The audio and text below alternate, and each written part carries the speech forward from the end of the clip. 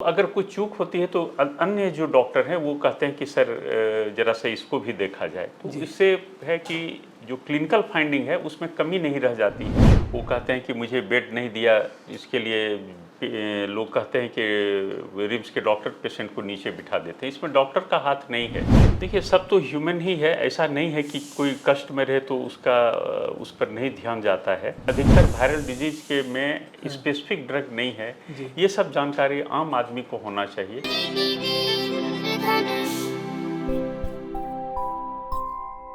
नमस्कार, IDTV इंद्रधनुष में आपका स्वागत है। मैं हूं शंभुनाथ चौधरी। आज हमारे साथ हैं रांची के मशहूर फिजिशियन डॉक्टर संजय सिंह।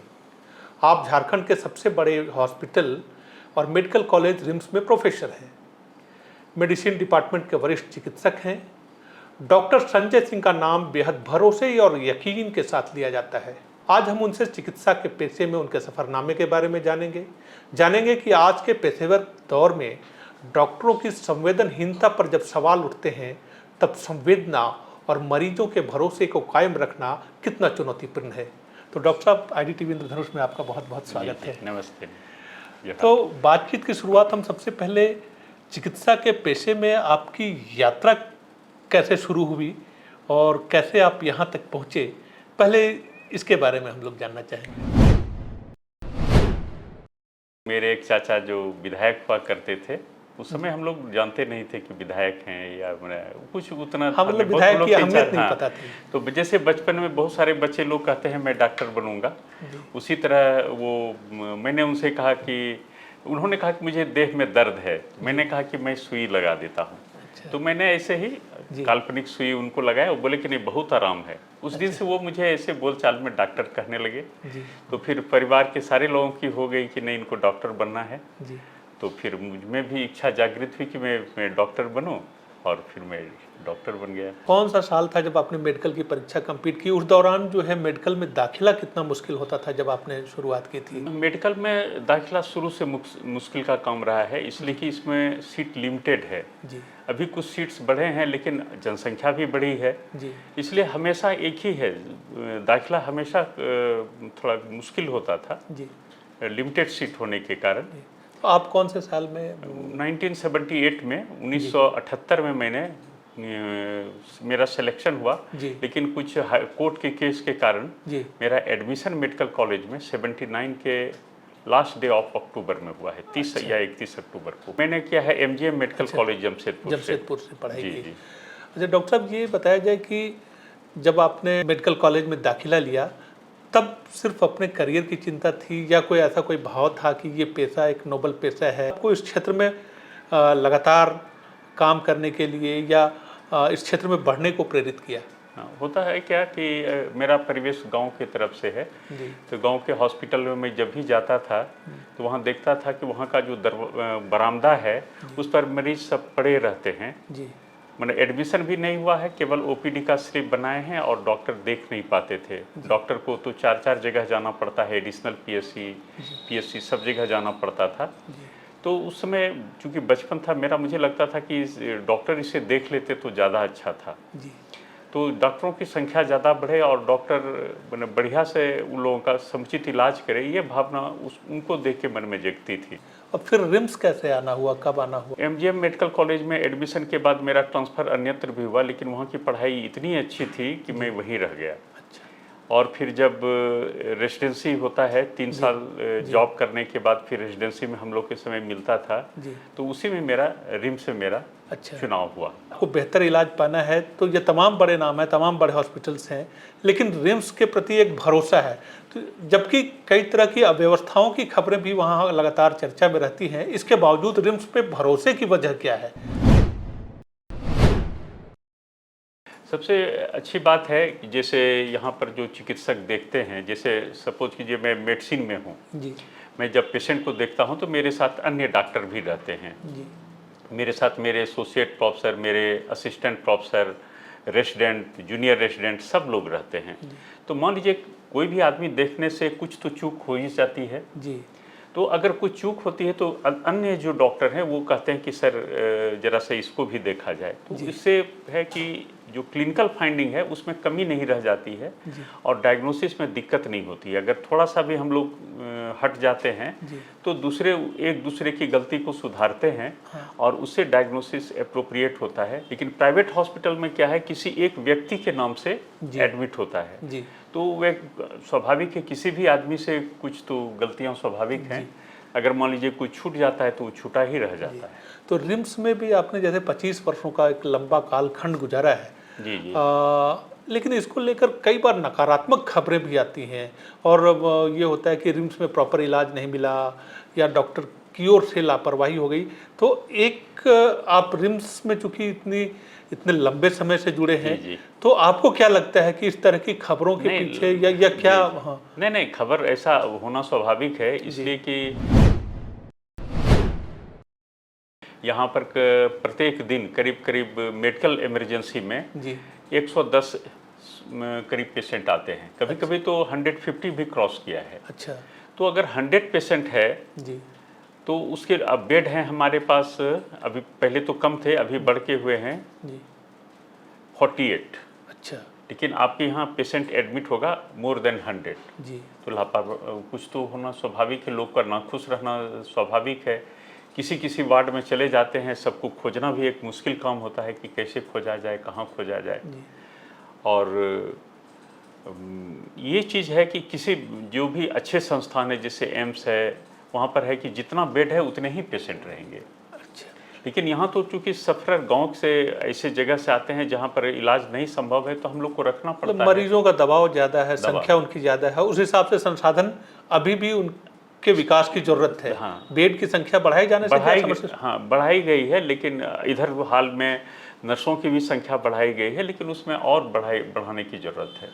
अच्छा, ये डॉक्टरों की संवेदनहीनता भी एक आज के दौर में एक बड़ा ये सवाल इसको लेकर उठता रहा है, या जो संवेदनहीनता की शिकायतें आती हैं तो इस पर क्या कहना चाहेंगे आप? होता है क्या, अधिकतर ये ज़्यादातर उन जगहों पर मिलता है ना जहाँ नंबर ऑफ पेशेंट्स ज़्यादा हैं। वो कहते हैं कि मुझे बेड नहीं दिया, इसके लिए लोग कहते हैं कि रिम्स के डॉक्टर पेशेंट को नीचे बिठा देते हैं। इसमें डॉक्टर का हाथ नहीं है। अभी बहुत कम लोग फर्श पे आ पाते हैं, अधिकतर लोगों को मिल जाता है। केवल यही है कि डिफरेंट वार्ड में रहते हैं। कभी क्या होता है ना कि डिफरेंट वार्ड में रहने से कभी कोई पेशेंट छूट गया तो वो तो कहेगा ही कि भाई डॉक्टर ने। मरीजों और डॉक्टरों के प्रति भरोसे की जो लाइन थी वो थोड़ी कमज़ोर पड़ती नहीं दिखती है आपको आज के दौर में? देखिए, सब तो ह्यूमन ही है, ऐसा नहीं है कि कोई कष्ट में रहे तो उस पर नहीं ध्यान जाता है। लेकिन होता है क्या कि सरकारी अस्पताल में या यहाँ के लोग गरीब हैं, जो चाहते हैं वैसा नहीं हो पाता है। जैसे मान लीजिए कोई पेट दर्द लेके आया है और उसको अचानक उसे तुरंत सीटी स्कैन की ज़रूरत है और मरीज़ के पास न पैसे हैं और मान लीजिए शाम का समय आया है, उसमें ऑफिशियल भी नहीं है जो उसको फ्री लिखेंगे। फ्री करने पर के लिए जो सर्टेन क्राइटेरिया बना है वो भी अपने साथ नहीं लाए हैं, तो कैसे उसका फ्री होगा? मरीजों की तो बहुत अपेक्षाएं रहती हैं डॉक्टर से। डॉक्टर्स की क्या अपेक्षाएं रहती हैं कि मरीजों से या सोसाइटी से उसकी क्या अपेक्षा होती है? डॉक्टर ये चाहते हैं कि जो बीमारी के बारे में हम लोग समझाते हैं उसको समझना चाहिए मरीजों को। ऐसा है कि अधिकतर बीमारियां क्यूरेबल नहीं हैं। जैसे कुछ कैंसर्स हैं जो क्यूरेबल नहीं। अभी जो जिसका चला हुआ था कोरोना, उसमें भी देखे कोई ऐसा खास ड्रग है नहीं। अधिकतर वायरल डिजीज के में स्पेसिफिक ड्रग नहीं है। ये सब जानकारी आम आदमी को होना चाहिए। डॉक्टरों को चाहिए कि अगर कुछ समझ में नहीं आ रहा है तो दूसरे चिकित्सक से राय जरूर लें। आपकी पत्नी डॉक्टर आशा सिंह वो भी चिकित्सक हैं। तो दो व्यस्त चिकित्सक जब एक ही परिवार में हों, पति पत्नी खास तौर पे, तो पारिवारिक जीवन में सामंजस्य जो है वो कितना मुश्किल होता है, या परिवार की जो जिम्मेदारियां हैं उसके लिए कितना टाइम डेडिकेट कर पाते हैं? जैसे मेरी मिसेज थी, डॉक्टर हैं, तो उन्होंने सरकारी जॉब जब ज्वाइन किया तो महसूस होने लगा कि नहीं, बच्चों पर बुरा असर पड़ रहा है। मैं घर में रहता था लेकिन बच्चे तो माँ को ही खोजते हैं। तो फिर उसने फैसला लिया कि नहीं, मुझे सरकारी नौकरी नहीं करनी चाहिए, इससे बच्चे अफेक्टेड होंगे। तो उन्होंने सरकारी नौकरी छोड़ दी। उसके बाद से सब ठीक है। जिसमें बच्चे जाएंगे, जिसमें बच्चे आएंगे, उस समय उनको घर में रहना चाहिए। कि आप ड्यूटी कर रहे हैं, आपका दिमाग घर पे लगा हुआ है, तो आप ठीक से ड्यूटी नहीं कर पाएंगे। ऐसी स्थिति में जरूर छोड़ देना चाहिए, क्योंकि आपके पास जो भी मरीज आ रहे हैं वो हो सकता है उसका जीवन खतरा में हो। आपका दिमाग है, उधर बच्चा मेरा घर पहुंच के भूखे बैठे हुए है, तो वो उसमें जॉब नहीं करना चाहिए। आमतौर पे मरीजों की ये शिकायत होती है कि हम डॉक्टर के पास जाते हैं तो कई बार मरीज डरा हुआ भी होता है और उसको लगता है कि पता नहीं डॉक्टर से किस बात पे डांट खानी पड़ जाए। जी जी। तो डॉक्टर का व्यवहार क्या होना चाहिए इस बारे में? ये तो इसमें कहीं कोई राय नहीं है कि डॉक्टरों को हमेशा शांत भाव से काम करना चाहिए। कई पेशेंट के अटेंडेंट बिगड़ जाते हैं, अटपटे बात करते हैं, उसे हम लोग को नहीं ध्यान देना चाहिए। हम लोग को हमेशा मरीज के लिए ही काम करना चाहिए, डॉक्टरों को, और हमेशा शांत भाव से ही काम करना चाहिए। इतनी लंबी सेवा के बाद मतलब आप आत्मसंतुष्टि जैसी जो चीज़ है वो कब आपको सबसे ज़्यादा मिलती है? कि जब कोई पेशेंट आके कहता है कि मैं अब बढ़िया हो गया, जाहिर तौर पर डॉक्टर के लिए सबसे खुशी का क्षण है। ये सबसे खुशी का क्षण मतलब पैसे से या बाकी किसी भी चीज़ से, तरक्की से, इससे भी ज़्यादा मूल्यवान है कि जब मरीज आके कहता है कि नहीं सर, आपके इलाज से मैं खुश हूँ, तो सचमुच में बहुत खुशी होती है। आप फिट भी हैं, इस उम्र में रिटायरमेंट के करीब पहुंचने वाले हैं, संभवतः 2 साल के बाद। तो ये फिटनेस का राज क्या है डॉक्टर साहब? हाँ, अधिकतर मैं सारे लोगों को, अपने मरीजों को भी कहता हूँ कि हर लोगों को चाहिए मैक्सिमम पैदल चलने का आदत डालना चाहिए। एज के हिसाब से, जैसे 60 के बाद हर आदमी को कम से कम 8 किलोमीटर पैदल जरूर चलना चाहिए, जैसा हम लोग का साइंस कहता है। और अभी भी मेरे 5 बजते ही जैसे मेरा ड्यूटी ऑफ होता है, मैं जो रिम्स में मैदान है उसमें मैं 8-9 चक्कर लगाता हूँ। अच्छा, तो मतलब ये पैदल चलना जो है वो, पैदल चलना है, उससे हार्ट ठीक रहता है, सारा फंक्शन, क्योंकि ब्लड सर्कुलेशन पूरे शरीर में होता है ना, ज़्यादा होने से पूरा सारा अंग ठीक रहता है। आपका किडनी ठीक रहेगा, हार्ट ठीक रहेगा, आंखें ठीक रहेंगी, ब्रेन ठीक रहेगा, सारा पूरा शरीर आपका ठीक रहेगा। भोजन, खान पान, इसके बारे में, स्वास्थ्य में इसका कितना? खान तो इम्पोर्टेंट है, हम लोग के देश के लिए इतना ही इम्पोर्टेंट एक चीज़ है कि प्रोटीन हम लोग कम खाते हैं। अच्छा, हम लोगों को प्रोटीन ज़्यादा खाना चाहिए, मतलब दाल, दूध। हाँ, दाल, दूध, जो वेजिटेरियन है, सोयाबीन, ये सब की सब्जी खाएं, ये सब पढ़ें कि इसमें प्रोटीन ज़्यादा है। हम लोग प्रोटीन बहुत ही कम लेते हैं, मतलब नेग्लिजिबल लेते हैं।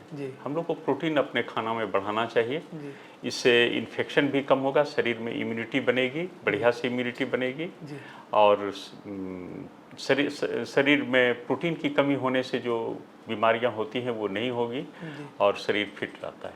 भारत को अब डायबिटीज की राजधानी माना जाने लगा है, कहते हैं लोग कि सबसे ज़्यादा डायबिटीज के पेशेंट यहीं पे हैं। रक्तचाप भी बहुत कॉमन शिकायत है। तो इन 2 बीमारियों से बचने के लिए आप मरीजों को क्या सलाह देंगे, दवा के अलावा? दवा के अलावा बस यही दूर करना है, आदमी को एक्टिव रहना चाहिए। मैं अपने मरीज को ऐसे समझाता हूँ कि पृथ्वी भी अस्थिर नहीं है, वो घूमते रहती है। सूर्य है, वो भी अस्थिर नहीं है, घूमता है। तो हम लोगों को भी अस्थिर नहीं रहना चाहिए, पैदल चलना चाहिए। जो बेसिक क्राइटेरिया है कि 1 आवर ब्रिस्क वॉक कहते हैं कि चलते समय या तो आपका सांस फूले या शरीर से पसीना निकले, इतना तेजी से जरूर चलें। और उसके अलावा भी कभी भी सीडेंटरी लाइफ नहीं रखें कि कहीं बैठ के जॉब कर रहे हैं तो बैठे हैं, काम कर रहे हैं। 1-2 घंटा में थोड़ी दूरी जरूर चलें। जैसे हम लोग के यहाँ तो एक बेनिफिट है कि जाना पड़ता है दूसरे वार्ड में, दूसरी जगह कॉल में जाना पड़ता है, तो मैं तो पैदल ही जाता हूँ, लिफ्ट का मैं इस्तेमाल नहीं करता। आपने एक इंटरव्यू में कहा था कि महात्मा गांधी आपके आदर्श हैं, तो एक डॉक्टर का आदर्श महात्मा गांधी वो कैसे, और इसके पीछे की वजह क्या है? देखिए, 2 चीज़ है ना, वो सब चीज़ समझते थे और सत्य बोलते थे, इस पर उन्होंने काफ़ी जोर दिया है। और दूसरा है कि उनका रहन सहन, खाना पीना इतना सादगी भरा था कि वो किसी को भी अट्रैक्ट करेगा। हाँ, और सब लोग अगर वैसा ही जीवन जिए तो मैं समझता हूँ कि समाज में किसी भी तरह का द्वेष ये सब नहीं रहेगा। जैसे अभी आपने कहा ना कि डायबिटीज, और ये 3 कारण हैं, खाना पीना, कम पैदल चलना और मानसिक तनाव। तो उनके जैसा जीवन आदमी अगर व्यतीत करे तो मानसिक तनाव नहीं होगा। जी। खाना पीना भी तो उनका सब जैसा सब लोग जानते हैं बहुत ही अच्छा था उसको, इसलिए मैं उनको आदर्श मानता हूँ। नई पीढ़ी के डॉक्टरों को एक शिक्षक के तौर पर, एक वरिष्ठ चिकित्सक के तौर पे आपका क्या संदेश होगा डॉक्टर? मैं सब लोगों को यही कहूँगा कि जो नई नई में आ रही हैं मशीन, जो नए नए उपकरण आ रहे हैं उसका तो ज्ञान रखना ही चाहिए, लेकिन जो पुराने क्लिनिकल चीज़ है उसको भूलना नहीं चाहिए। जी। हाँ, उस पर बहुत ज़्यादा डिपेंडेंट नहीं होना चाहिए नई चीज़ों पर। जो पुराने चीज़ें हैं उसको ज़रूर संजोग कर रखें और उसका इस्तेमाल करना चाहिए। डॉक्टर साहब, आप स्टूडियो में आए, आपने बहुत टाइम दिया, आपका बहुत बहुत धन्यवाद। जी, नमस्ते।